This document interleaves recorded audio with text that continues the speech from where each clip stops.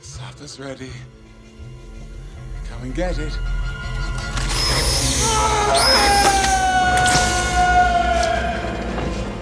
Forgotten natural/animal horror movies that are pure entertainment. We all harbor a primordial fear inside of us where we feel that nature will exact its revenge for all the exploitation that we have done over the years. Fueling this eerie sensation, horror filmmakers have conceived some exciting animal horror movies or horror flicks that dwell on a threat emanating from nature. More often than not, these creatures are the usual creepy-crawlies such as snakes and spiders, but they also feature threatening animals like sharks, bears, etc. In this video, we bring together the most entertaining of the lot, movies involving animals that are regarded as thorough entertainers. Grab a bowl of popcorn and enjoy the following content while you keep an eye out for the rogue animal around your house. Before we go into our explanation, we have a very small request. If you like our content, please support us by subscribing to our channel. This is a small click for you, but for us, it means a lot. Thank you. Let's begin.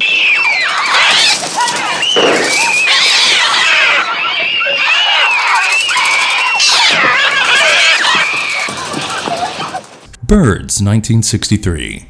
This is one of the first names that comes to mind when we think of animal horror flicks. The story takes off when a wealthy socialite from San Francisco decides to get back at her potential boyfriend after he plays a practical joke on her. She drives to a place called Bodega Bay where a bizarre incident is taking place. Birds are brutally attacking humans for no apparent reason. Whenever the birds are finding someone outdoors, they launch a scathing attack, injuring and even killing some in the process. Can they survive the onslaught? When Hitchcock launched his brand of unexplained horror way back in 1963, people were taken by surprise. Even after all these years, these movies remain a classic that is admired for the apocalyptic atmosphere created with something as innocent as birds. It is a strong reminder to those heavily reliant on special effects that with the right idea, a director can bypass excessive effects at will. Almost 3,200 birds were trained for this movie, and some of these birds were actually vicious. Hitchcock uses silence to his advantage and uses no musical score for the film while building the tension through the initial stages. Finally, he unleashes the horror with the violent attacks in the final 30 minutes of the movie. There are some breathtaking scenes, such as the one where Mitch is trapped with her family in a house and the birds are waiting outside to attack. The gem of a movie was nominated for the Oscars, and Tippi Hedren won the Golden Globe for her brilliant performance. The only bad thing about this film is that you wouldn't be able to adore the birds for quite some time after watching this.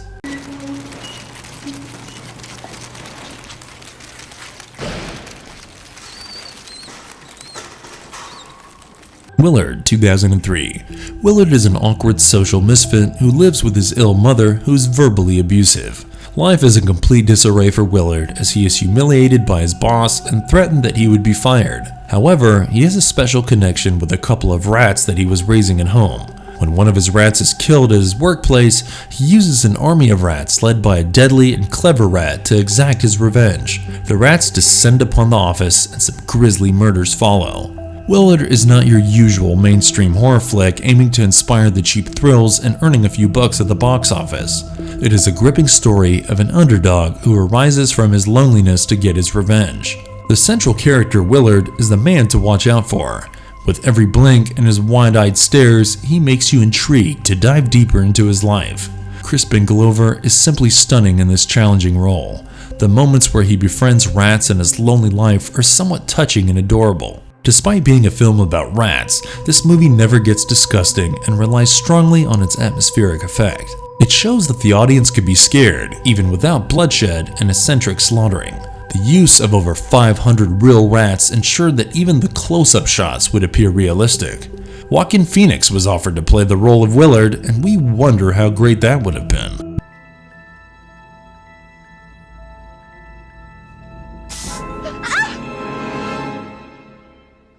Arachnophobia, 1990.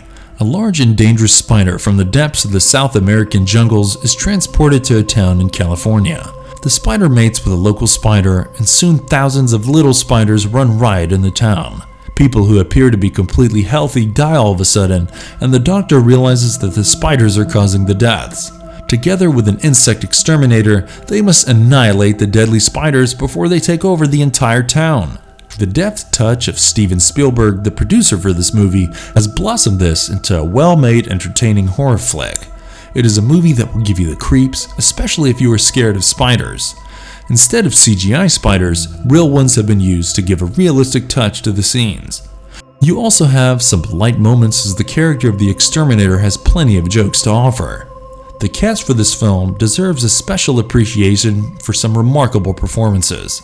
Particularly impressive among the lots were Jeff Daniels, John Goodman, and Julian Sands. There are some horrific moments, such as a spider running towards the protagonist while it is on fire, or the scene where the spiders swarm the house.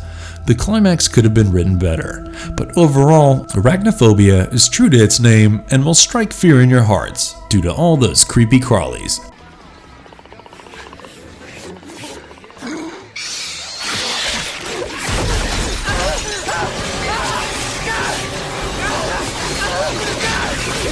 Bats, 1999. In an experiment gone wrong, a few genetically mutated bats managed to escape. These bats are more intelligent and dangerous and do not shy away from attacking humans. They become a genuine threat, and a bat expert works with the local sheriff to deal with the menace. But will their efforts be enough to bring down these mutated monsters? There's something creepy about bats that have made them a constant entity in horror flicks, be it as scary animals or as vampires. This movie is a simple yet exciting attempt at creating a fun horror movie featuring bats as the main antagonists. As is the cliche in such stories, a mad scientist makes a few mistakes to unleash the dreadful bats on the town. Following this, some impressive special effects take over as the bats fly everywhere and attack people. The scenes with bats flying on a full moon night are breathtakingly haunting. The creatures are made to look intimidating enough, as is the norm of creature features. The makers used 2 real bats and several puppets handled by puppeteers to perfect these scenes. The plot promises a lot of thrill from the very beginning, and the lack of vulgarity of extreme gore makes this a fun watch for children as well. Bob Gunton's portrayal of the crazy scientist is the only weak link in this film, but the other actors were up to the task. As long as you love the brutal monster features, you will find this film of your liking.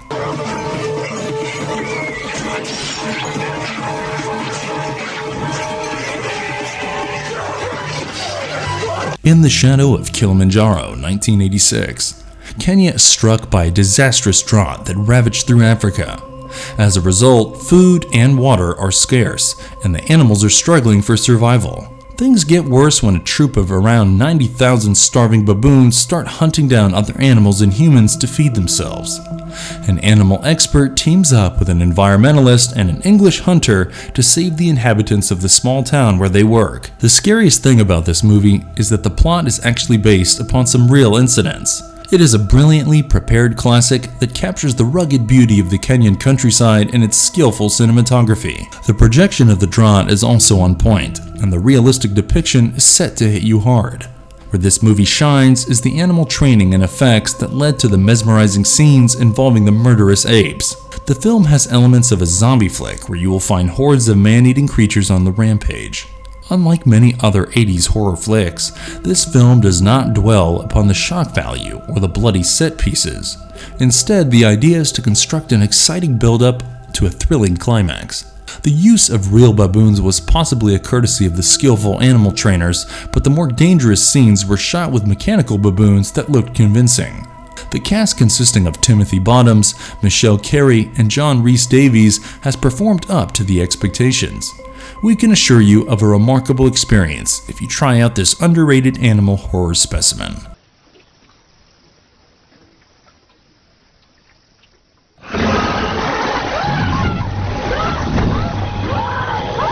Blackwater, 2007.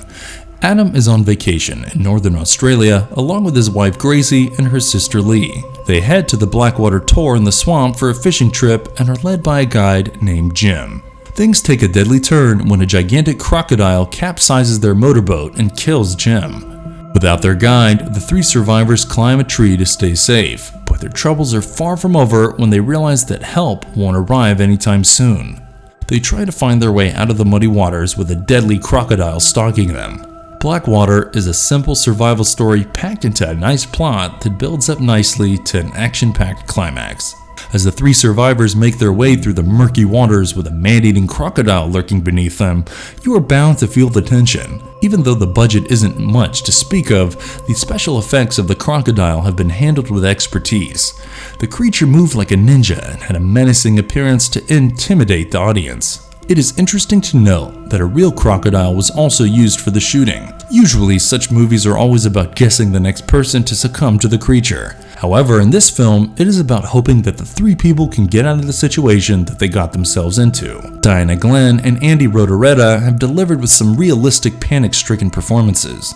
If you are up for a suspenseful drama involving a deadly creature, this might prove to be a decent watch.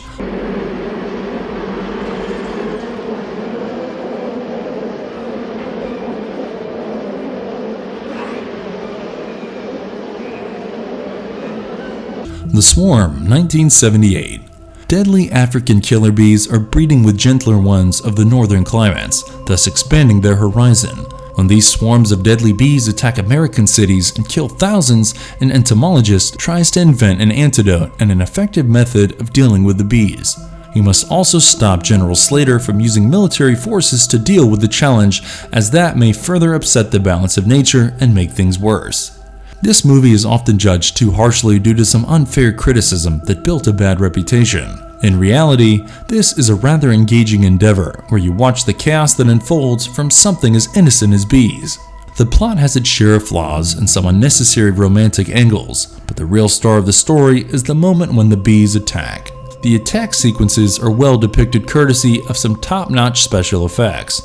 There are some impressive performances by the likes of Catherine Ross, Michael Caine, and Richard Widmark. One of the biggest challenges while filming The Swarm was to manage the bees. Several beekeepers were tasked with managing the bees, and their stingers were clipped off to prevent damage to the cast while filming. Despite all these efforts, the movie was a box office failure that haunted producer/director Irwin Allen for times to come. If you plan to watch this movie, go for the theatrical print instead of the extended director's cut version that is somewhat boring after a point.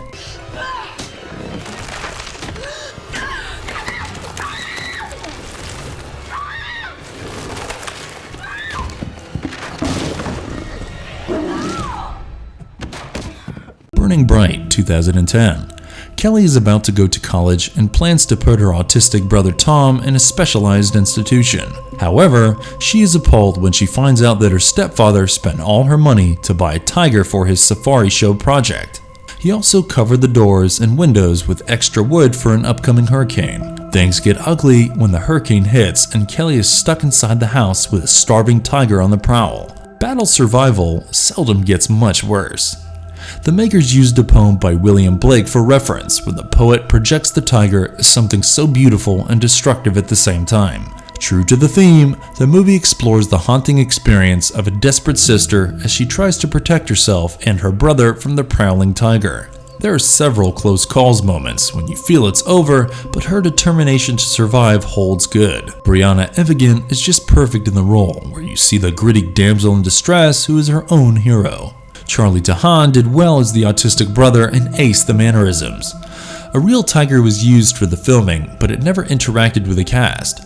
But the scenes involving the tiger came off pretty well, although some people complain about the lack of blood and body count. The makers, however, won us over with some breathtaking scenes, such as the one where Kelly is hiding in a vent in the laundry room and the tiger is stalking the room below her. Are you prepared for a cat and mouse game with a deadly cat? Hop on board with this one, and you won't be disappointed.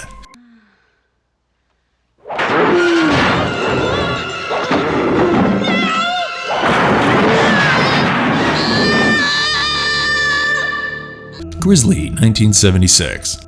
The antagonist here is a grizzly bear that stands at 18 feet and weighs over 2,000 pounds. This gigantic bear starts hunting humans, and it is up to the brave park ranger to deal with the problem. However, his job is made difficult by a group of drunken hunters who are in the region. The body count increases, and soon they realize that the bear is much stronger than what they had anticipated. For those who claim that Grizzly is basically Jaws in the forests, it is important to note that this story was penned down before Jaws came out. The basic formula is the same, where an unseen enemy rips apart innocent victims, but in no way is this a ripoff. There are some engaging scenes, such as when the bear levels a towering station to get to one of the victims. The violence and gore with plenty of fake blood are campy in nature, but nevertheless fun to watch. An 11 feet tall grizzly bear named Teddy was used for many of the scenes, but for the interactions with the cast and for the attack scenes, a mechanical bear was used. The dangerous part about filming was that Teddy was all set to go into hibernation, but they kept on shooting with him, making him grumpier and deadlier. It is easy to term Grizzly as a trashy creature feature, but it is way too entertaining to miss out on.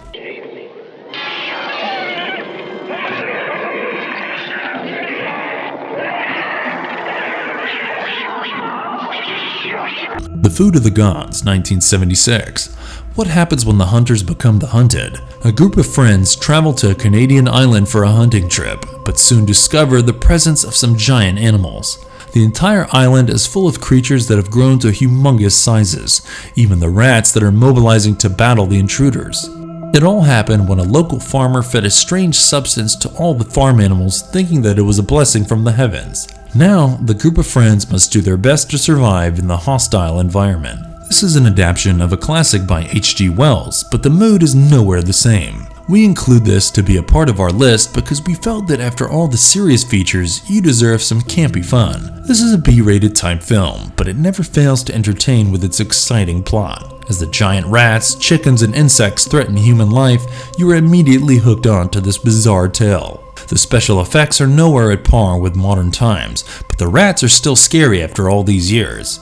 It is said that the renowned Ray Harryhausen, famous for his stop-motion effects, was interested in making the film. B-movie legend Burt Gordon directs this, with the all essentials of a thorough entertainer, and despite the cheesiness, it is an enjoyable watch.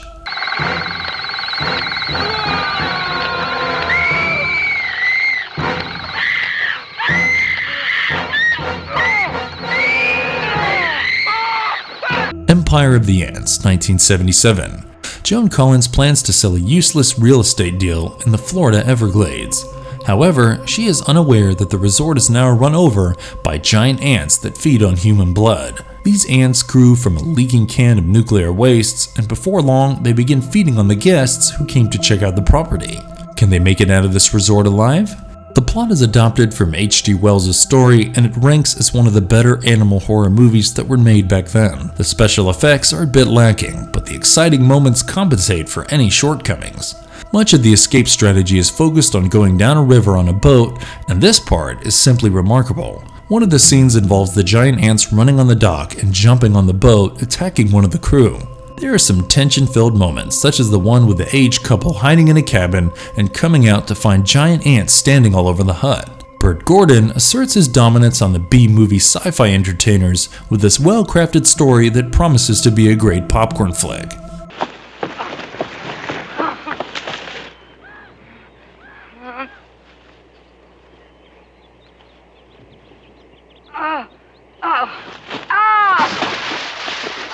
Frogs, 1972. Jason Crockett is an aging millionaire with a strange hate for nature. He poisoned every creature that crawled onto his property. To celebrate his birthday, he invites his family to his island estate, and this is where things take a horrible turn. They discover that the island is infested by frogs and reptiles that are unusual and deadly. With nowhere to run, can they save themselves from nature's payback? The title is somewhat of a misfit because the frogs don't kill anyone in this film. It had more to do with the poster that the makers released even before they started filming. However, it has a decent plot that makes this one of the memorable nature revenge flicks involving some creepy animals. The director McCowan effectively uses the atmospheric feeling of certain doom to introduce the helplessness in the viewer. There are some truly fearsome and disturbing scenes, such as when the alligators attack a frightened old man or when the spiders cover a person in their web. The cast is good, with the likes of Ray Milland and Sam Elliott essaying crucial roles. The budgetary constraints have been bypassed with the clever use of locations and some well-executed death scenes. If you are a fan of this genre, do not skip this engaging eco-horror flick. And if you liked our content, don't forget to leave a like and subscribe to us if you haven't already. Have a good one and be safe. Thanks everyone.